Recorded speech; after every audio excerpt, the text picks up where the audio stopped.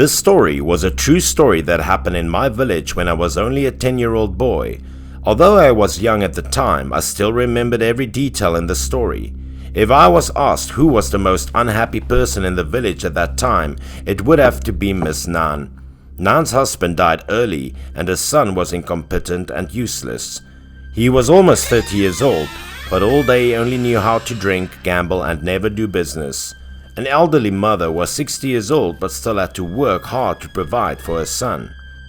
Her son not only didn't take care of her, but also when it came to meals and sleep, Ben still had to let his mother remind him. Every morning, Nan had to call her son until he would get out of bed.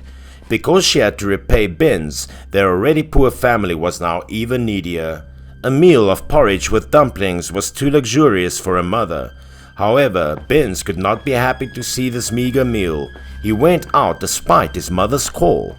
The old mother always convinced him to take the right path and do good deeds, but Benz always ignored that advice. There was only one son in the family, but Miss Nant couldn't ask for anything, so she had to take care of everything, big and small. Miss Nant's health was poor, her limbs were slow, so she worked from early morning until noon in the hot sun. Everyone in the village loved her, but they couldn't help much because everyone was poor. Many people advised Miss Nan to kick her son out into the street. He needed to be independent, but anyway, for her, Benz was also the only child that she loved very much. At this time, the villager had just turned away when suddenly heard a loud noise, looked back and saw Miss Nan fainted, lying on the ground. The neighbor asked people around to carry Miss Nan home, then go to the place where they often organized gambling to find Benz. This woman rushed in and informed Miss Nan's condition, but Benz didn't care that his mother was fainting. For him, gambling was the most important thing right now. Seeing Benz's attitude, the people playing cards with him were also angry. They quickly ended the game and sent this Unfilial Son home. He just lost money and was taught life by everyone, so he was angry. Ben stood up, slammed the table and turned away, not forgetting to curse the other people a few sentences. When he got home, he opened the door with an angry kick, not caring at all for his mother ailing. He immediately rushed to the bed and scolded Miss Nan for embarrassing him, then turned and left. The mother used her weak breath to call and ask Benz to cook some white porridge because she was hungry, but his cold footsteps did not stop. Completely ignoring the life and death of his old mother, he went to another place to play cards. At this time it started to rain heavily. Benz looked up at the sky and swore a few words. He always thought that God was not fair to him because he was reincarnated into such a poor family. He continued to curse and immerse in the rain to the gambling area. He thought that this was the only way he could get rich quickly and forget his misfortune.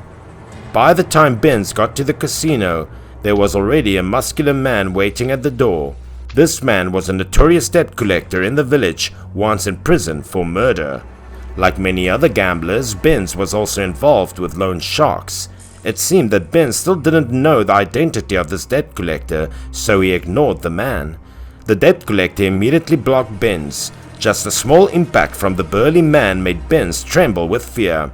The debt collector pushed Benz out the door and warned him that if Benz didn't pay all the money, he wouldn't step foot in the casino. It seemed this debt collector had more humanity than Benz. The man also felt sorry for Benz's old mother, time and time again having to bear the debt for her children.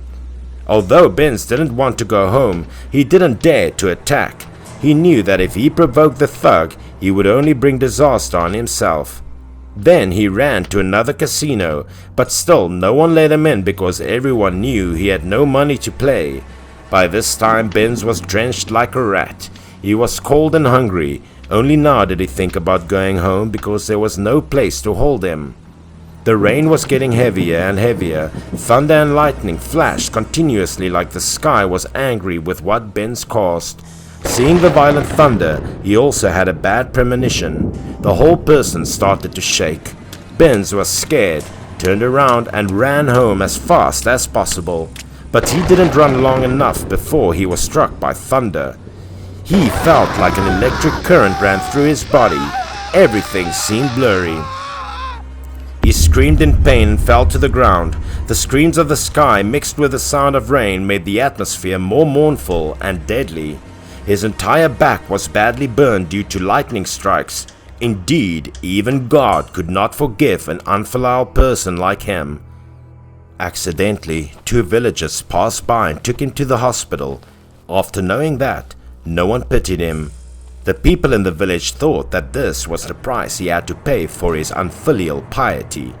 The incident that the infilial Benz was struck by lightning spread throughout the village. Adults and children all ran to the hospital to see. At this moment he was screaming in agony because of the burn on his back, dragging his feet step by step to follow the other 2 kind people into the operating room. It seemed that God still left him a lifeline so he could correct his mistakes and take care of his old mother.